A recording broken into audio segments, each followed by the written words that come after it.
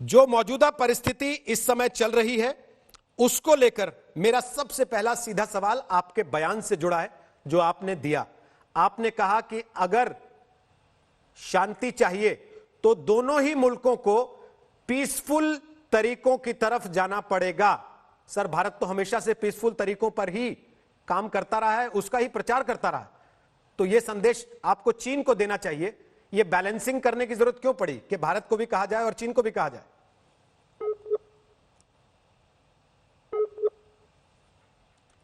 Doctor सांगे, मेरी आवाज आ रही है आप तक?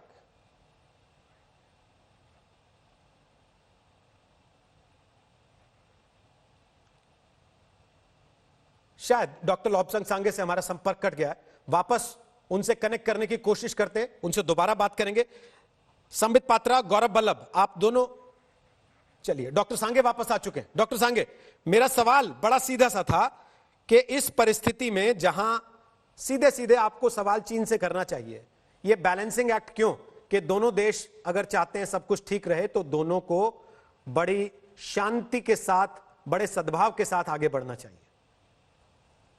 चलो, अहिंसा भारत का परंपरा है, तो अहिंसा तो भारत मानते हैं और पालन भी करते हैं।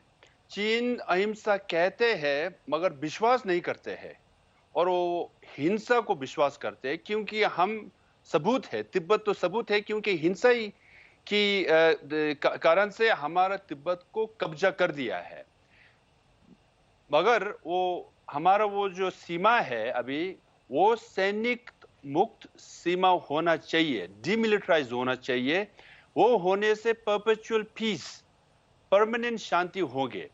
इसलिए हम कह रहे हैं कि तिब्बत को जोन ऑफ पीस बनाओ। इतिहास के अनुसार जोन ऑफ पीस था और चीन और भारत के बीच में तिब्बत बफर जोन थे और सीमा में मिलिट्री का जरूरत ही नहीं था। वो होना चाहिए। इसलिए शांति और अहिंसा बहुत जरूरी है। अभी जब सेना है तब चीन ने आकर दिन दहाड़े यह कहना शुरू कर दिया कि गालवन वैली तो हमारा इलाका है। आप समझ सकते हैं अगर भारत वहां से सेना हटा ले तो क्या परिस्थिति होगी? तभी तो स्थिति तो बुरा होगा। अभी ये तो हकीकत है, अभी जो दुर्घटना हुआ वही हुआ ना। चीन का वो सेना अभी भारत के जमीन पे घुस रहा है। वो गलवान वैली जो है, देखिए मैं साफ साफ कहना चाहता हूं, गलवान वैली के ऊपर चीन का अधिकार नहीं है। नाम ही एक लद्दाखी कश्मीरी के नाम के ऊपर गलवान वैली कह चुका है। इसलिए इसके ऊपर वो जो चीन का क्लेम नहीं है, ये मैं साफ साफ कहना चाहता हूं। हाँ जी, अभी इसलिए दुर्घटना इसलिए हुआ कि उनका सेना अभी भारत की सीमा पे घुस रहा है। वो LAC है, लाइन ऑफ एक्चुअल कंट्रोल है, डिमार्केशन क्लियर है। वहां पर उनका रूल्स रेगुलेशन मैनेजमेंट का सब तय कर चुका है और चीन नहीं मान रहा है, घुस रहा है। इसलिए ये दुर्घटना, बहुत अफसोस के बाद ये दुर्घटना हो रहा है। LAC पर लगातार तनाव बढ़ रहा है। आप लोगों को डर किस बात के? क्या क्या डर है, क्या क्या चिंता है आपको? यही कि हमने तो बहुत बार कह चुका है कि चीन का वो रणनीति जो है, युद्ध का रणनीति, मिलिट्री स्ट्रेटजी है, चीन हथेली है, उसको कब्जा करो, उसके बाद 5 उंगली के पीछे लगाओ। 5 उंगली है लद्दाख, नेपाल, सिक्किम, भूटान एंड अरुणाचल प्रदेश। तो 2017 में डोकलाम का इश्यू हुआ, अब लद्दाख में हो रहा है, नेपाल में भी बहुत प्रेशर हो रहा है और जितने भी भारत के पड़ोसी देश है उसमें भी बहुत प्रेशर आ रहा है। इसलिए चीन खुद को नंबर 1 देश बनना चाहते हैं एशिया में, और उसको मुकाबला करने वाला कौन है? भारत है और इंडोनेशिया, जापान, कई और देश है। तो वो मसल उनका फ्लेक्स कर रहा है, कह रहा है कि हम नंबर 1 है एशिया में और नंबर 1 सारे संसार में बनना चाहता हूं। इसलिए वो मसल फ्लेक्स कर रहा है और 5 उंगली के पीछे जा रहा है। तभी तो मैं कह रहा हूं कि जब तक तिब्बत का इश्यू सॉल्व नहीं होगा, ऐसे घटना दुर्घटना होते रहेंगे। तिब्बत इश्यू को सॉल्व करना चाहिए, वो करेगा तो परमानेंट पीस होंगे।